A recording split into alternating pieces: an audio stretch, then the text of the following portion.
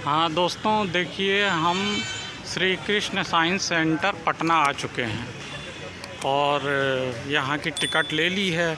यहाँ पर 3 शो चलते हैं। सारी जानकारी मैं अभी आगे ब्लॉग में दूंगा।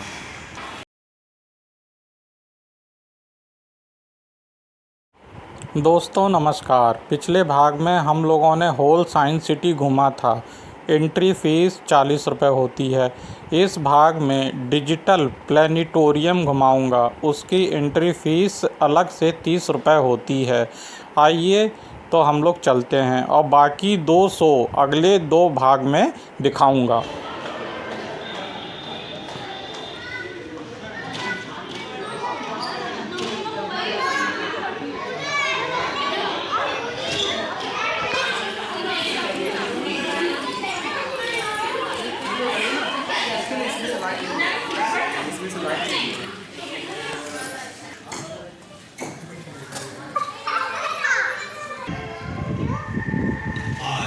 विशालकाय टेलीस्कोपों की मदद से खगोल विज्ञानी ब्रह्मांड में ऐसी घटनाओं को देख पाते हैं।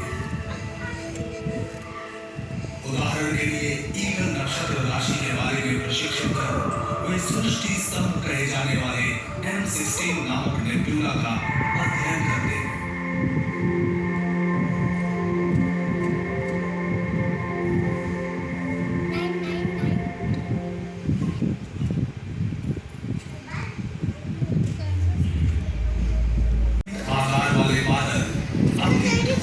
घूमते आकार ग्रहण करने लगे और चक्री नुमा बन गए।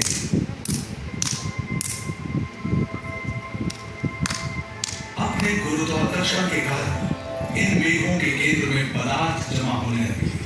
पदार्थों का निरंतर विशाल होता आकार लगातार गर्म होते होते लाखों डिग्री तापमान तक पहुंच गया। हाइड्रोजन के इस विशाल आकार का तापमान जब बढ़ा, वह न्यूक्लियर बम की तरफ बढ़ने को तैयार। जब यह फटा, उसके कारण सूर्य फैल गया। केंद्र से शॉक वेव उत्पन्न हुआ, मेघ पुंज पर अंदर से दबाव बढ़ा और सुपरनोवा विस्फोट या समीप से तारों के गुजरने जैसी दूसरी घटनाओं के कारण इस बादल का आकार बिगड़ गया। बादल के गैस अणु ठंडे हुए और छोटे कणों में संघनित होने लगे। पहले धातु और बाद में चट्टानें। ये छोटे कण आपस में टकराकर जुड़ने लगे और प्लैनेटिस्मस नामक विशाल आकार में बदल गए।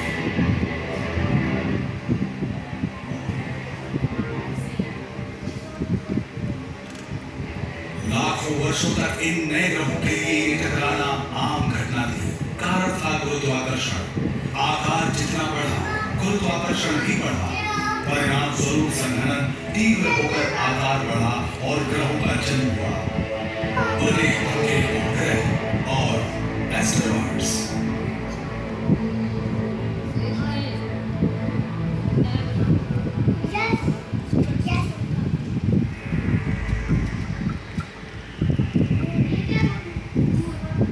इन घटनाओं के निशान आज ग्रहों की सतह पर गड्ढों यानी क्रेटर के रूप में दिखाई पड़ते हैं। हमें दिखने वाले ये क्रेटर महाकाश में घूमते उन पिंडों के अरबों वर्ष पहले आपस में टकराने का परिणाम है।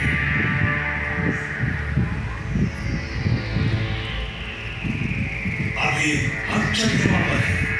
टाइको नामक क्रेटर की ओर जा रहे हैं, जिसका व्यास है 85 किलोमीटर। इसके केंद्र का शिखर खास पहचान है उन टक्करों की। जिन टक्करों के कारण ये बने, उससे काफी सारी धूल अंतरिक्ष में उड़ी। चंद्रमा का पूरा गोलार्ध ढक गया। इसके अवतरण पर 3000 किलोमीटर तक लंबी रेखाएं बन गई, जो आज भी पूर्णिमा की रात धरती से दिखाई देती है। इस चक्करदार रचना को उत्पन्न करने वाले इस ताकतवर झोंके से अनुमानतः 130 लाख 7 मेगाटन ऊर्जा निकलती है। ये अब तक मनुष्यों द्वारा जमा किए गए पूरे न्यूक्लियर हथियार से भी ज्यादा है। अगर हम इस क्रेटर के केंद्र में खड़े हों तो भी इसके गोल आकार को समझ सकने के लिए इसकी दीवारों से बहुत दूर है। मगर 30 किलोमीटर दूर क्षितिज पर एक सुदूर पर्वत श्रृंखला दिखाई देती है।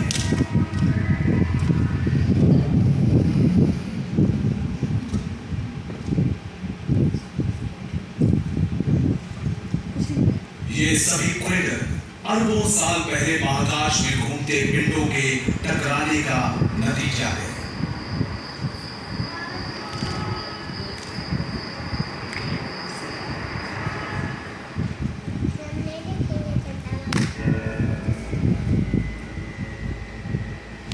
हो सकता है ये चंद्रमा भी सौर मंडल की रचना के प्रारंभ में पृथ्वी पर हुए प्रलयंकर कंपनों का परिणाम हो।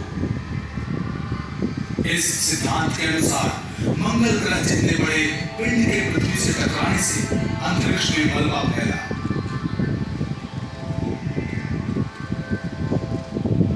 समय के बीतने के साथ गुरुत्वाकर्षण के कारण यह मलबा जुड़ गया और महाकाशीय ग्रह का जन्म हुआ जो पृथ्वी की परिक्रमा करने लगा।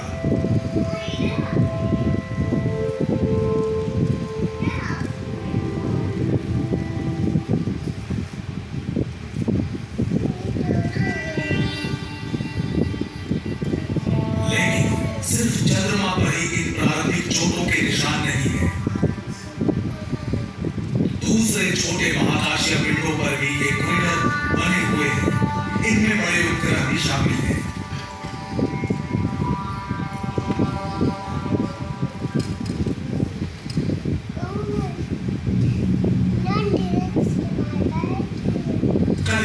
बृहस्पति के 4 उपग्रहों में सबसे दूर है, जिसकी खोज गैलीलियो ने सन 1610 में की थी। लेकिन उपग्रह होते हुए भी इसका आकार ग्रहों जैसा है। व्यास लगभग 5000 किलोमीटर, प्लूटो के व्यास से बड़ा, लगभग बुध के बराबर। इसकी सतह पर जाते हुए चांद की तरह इस पर भी हमें धब्बेनुमा क्रेटर दिखते हैं। 4 अरब साल पहले हुए टकराव के पैदाइशी चिन्ह।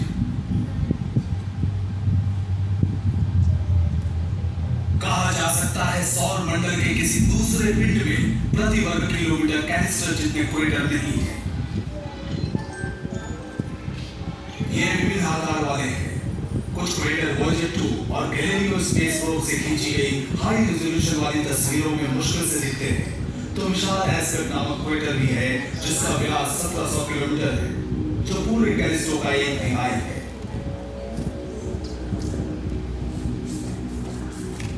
इस विशाल उपग्रह की ऊंची नीची सतह पर साफ दिखता है जिबुल कैटेना। इसके 600 किलोमीटर के विस्तार को देखते हुए वैज्ञानिकों ने अंतरिक्ष में हुए उस महाविस्फोट का सहज अनुमान लगा लिया, जिसके कारण बृहस्पति के चारों ओर घूमने लगा कैलिस्टो।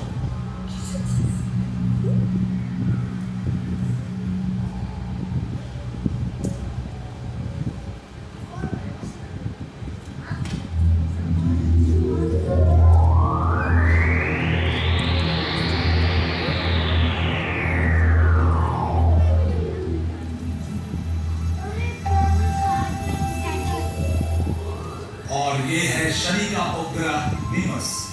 महाकाश में घूमते किसी बड़े पिंड से टकरा कर ये छिन्न भिन्न हो गया और इस टकराव के कारण बना 130 किलोमीटर चौड़ा और 10 किलोमीटर गहरा गड्ढा।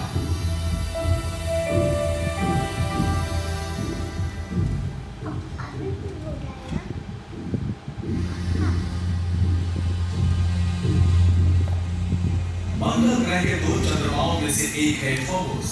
किसी शहर जितना बड़ा अपने ग्रह का घटती परिधियों में चक्कर लगाता है। सुदूर भविष्य में कभी यह मंगल से टकराकर फिर से वैसे ही क्रेटर बना लेगा जैसे इसकी सतह पर पहले से विद्यमान है। फोबोस पर ढेर सारे क्रेटर हैं जो सिद्ध करता है कि सौर मंडल की रचना में इसकी सक्रिय भूमिका रही है। पहली बार इसे देखा गया मार्स एक्सप्रेस स्पेस प्रोग्राम द्वारा भेजी गई हैरतअंगेज तस्वीरों में।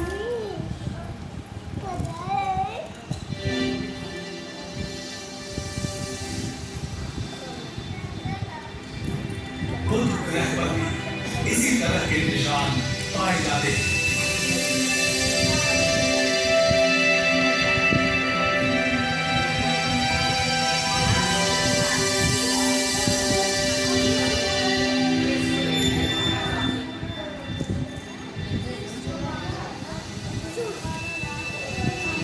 और घने वातावरण की सुरक्षा में घिरे होने के बावजूद शुक्र ग्रह पर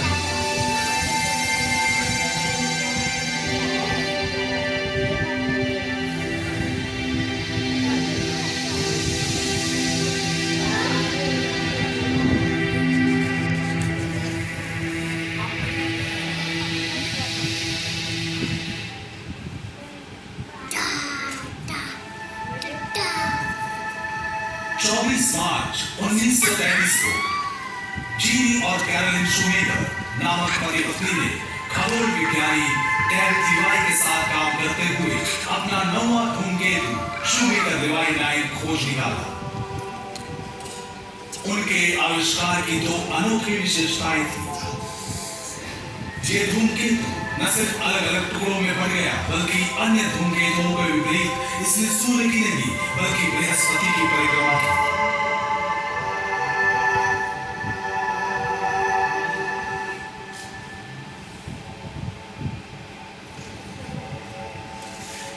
वैज्ञानिक इस निष्कर्ष पर पहुंचे कि ये धूमकेतु हाल ही में बृहस्पति के शक्तिशाली गुरुत्वाकर्षण क्षेत्र में आकर टूट गया और इसके ढेरों टुकड़े टकरा जाने के लिए अनियमित परिक्रमा पथ पे ग्रह की ओर बढ़ रहे हैं।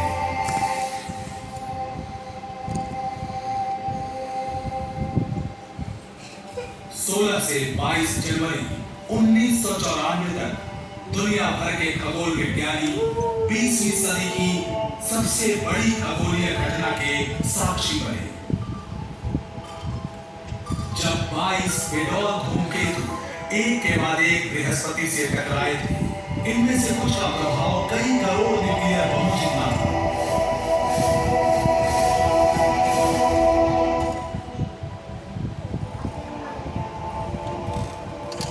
इस तरह की विस्फोटक प्रक्रिया का सबसे ताजा तरीन प्रदर्शन जो अतीत में इतनी बार हुई कि हमारे सौर परिवार का जन्म हुआ।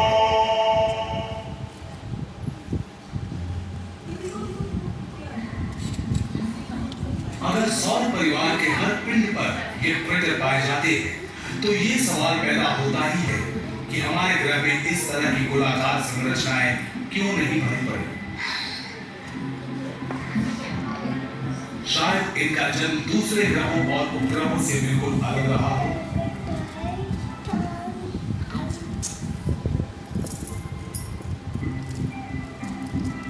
जरूर इसका कारण था हमारी धरती के 3/4 हिस्से का समुद्र से ढका होना, जिससे उल्काओं के टकराने से गड्ढे नहीं बनते थे।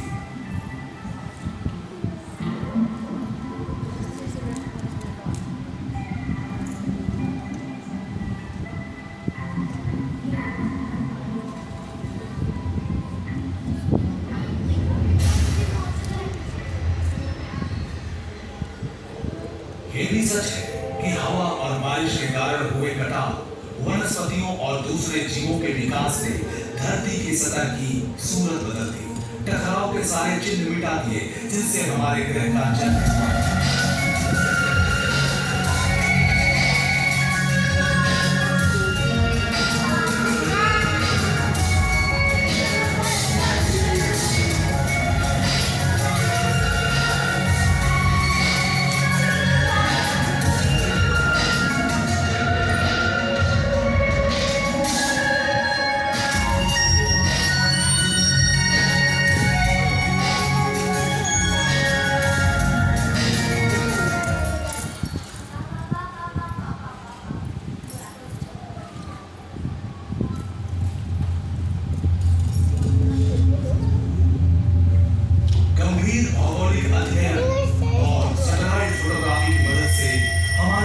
पर बहुत से वर्तमान क्रेटर्स का पता चला है,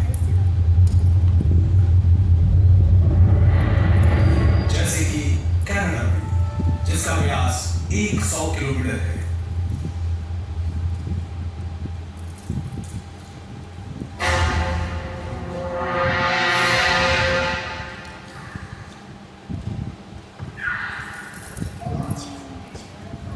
इस तरह की कुछ टक्करों से मानव प्रलय ही आ जाता था और कई तरह की प्रजातियां विलुप्त हो गई, जैसे कि 6.5 करोड़ साल पहले इसी कारण डायनासोर्स का नामो निशान मिट गया।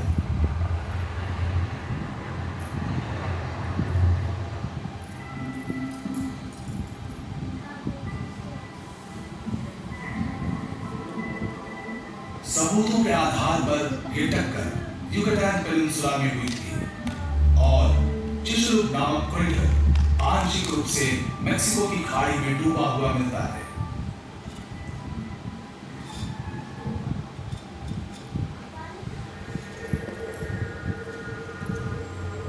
लेकिन इस ग्रह के हर हिस्से में हवा और पानी के एक ही तरह के क्षरण या दूसरे जीवों की निरंतर क्रियाओं ने इन निशानों को नहीं मिटाया।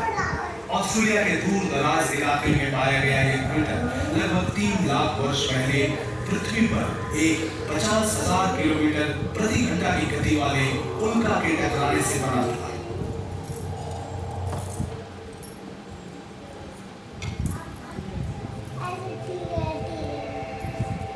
आज तक धरती पर इस प्रकार के लगभग 170 गड्ढे पाए गए हैं, खासकर उन देशों में जिन्होंने शोध कार्यों में बड़ी राशि खर्च की, जैसे कि यूरोप, उत्तरी अमेरिका और ऑस्ट्रेलिया।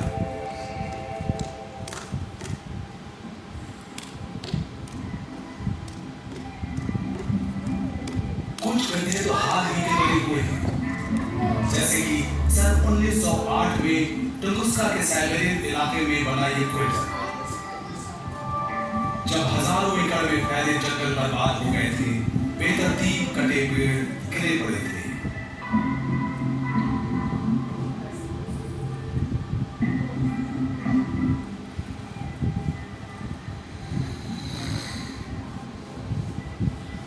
स्पेन में भी हमें टक्करों से बनी हुई ऐसी संरचनाएं मिलती हैं, जैसे कि ज़रागोजा से 50 किलोमीटर दक्षिण एज़ोरा में।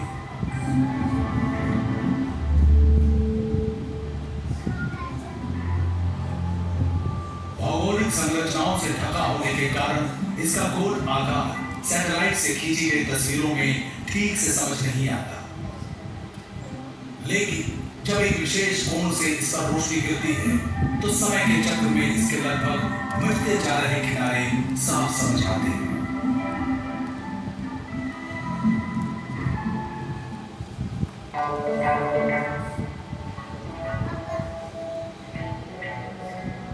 आज सौर मंडल के जन्म को लेकर विस्फोट पश्चात कणों के जुड़ने के सिद्धांत को पूरा वैज्ञानिक समुदाय बिना तर्क स्वीकार करता है।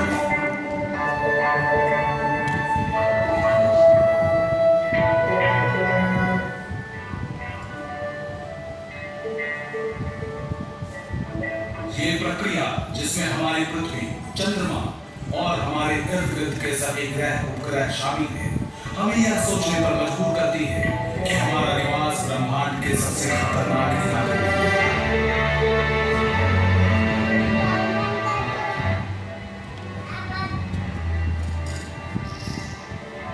लेकिन सौर मंडल के विशाल ग्रहों उपग्रहों की रचना से आपस में टकरा जाने की संभावनाओं से लैस इन भटकते पिंडों की संख्या में नाटकीय रूप से कमी आई है।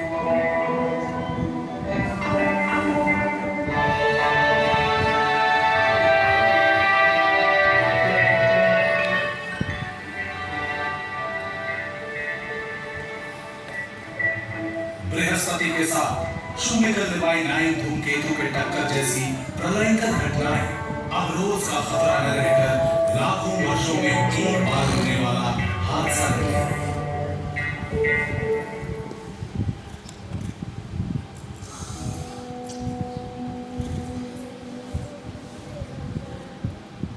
हमारी धरती हमारे लिए सुरक्षित है। इस बात का सबूत है कि 30 लाख वर्षों बाद भी मानव प्रजाति सकुशल है। उम्मीद है कि आने वाली कई सदियों तक हम महफूज रहेंगे इस धरती पर। ये देखिए, ये है थर्ड। तो है सर, खींच सकते हैं। पृथ्वी पर से सिर्फ और सिर्फ ब्लैकिश पार्ट को ही लाइफ टाइम एटमॉस्फेयर की बात करूं, इसके एटमॉस्फेयर में करीबन 90% गायब करके दिखाऊंगा, कभी पानी गायब करके दिखाऊंगा, कभी ट्रैफिक को दिखा। रेड स्पॉट के नाम से जानते हैं, इस बार है हमारे पृथ्वी पर है। और लैंडवेज होते हैं ना, तो ये एक रास्ते